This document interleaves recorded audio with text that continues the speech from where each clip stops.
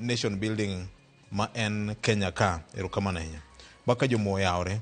Mheshimiwa Martin Owino, Ward Chief, greetings from Addis Ababa, VOJ, mosna team makaka onene, amora ahinya kaka ukolo weche. Wanoikore mar duogo kata ok wayudo kom mar AUC kamano. Duto wawene Ruoth Nyasaye, koth bende goyo mana ng'ama ni oko. Jo Kenya omi jakom rwak makende koduogo dala kaka jakedo mar oganda.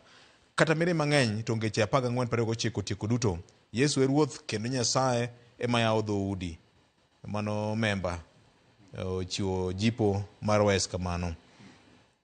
Aito Ambassador Richard Owade wacho ni Victor Mosna team kaka wana yie kodu kenda winjo ma onge leo. Ase publish buga moro ma iluongo ni Between Law and Diplomacy, Chronicles of a Career Diplomat. Abiro luongo we launch mare.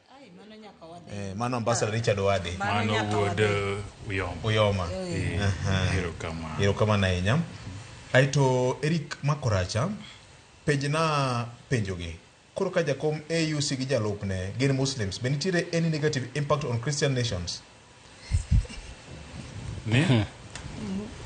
Ka jakom mar AUC gi jalupne gin from the Muslim religious group, be nitiere any